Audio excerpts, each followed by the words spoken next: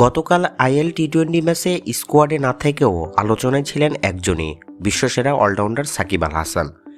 মাঠে যখন ম্যাচ চলছিল ঠিক তখনই স্টেডিয়ামের এক পাশ দিয়ে হেঁটে যাচ্ছিলেন সাকিব আল হাসান। হঠাৎ করেই গ্যালারি থেকে ভেসে আসে অনেক দর্শকের কণ্ঠ। সাকিব ভক্তরা বলতে থাকে, সাকিব ভাই আপনাকে অনেক মিস করি, মাঠে আপনাকে দেখতে চাই। এমন ভালোবাসার ডাক শুনে থেমে যান সাকিব। হেসে দর্শকের দিকে তাকিয়ে তিনি বলেন, সবাই তো দেখি বাংলাদেশি। সাকিবের এই একটি কথাতেই গ্যালারিতে আরও বেশি উচ্ছ্বাস ছড়িয়ে পড়ে। যদিও ম্যাচের স্কোয়াডে ছিলেন না সাকিব, তবুও দর্শকের উপস্থিতিতে বোঝা যায় সাকিব এখনও তাদের হৃদয়ে ঠিক আগের মতোই আছেন। মাঠে না থাকলেও ভক্তদের ভালোবাসায় তিনি আজও সুপারস্টার।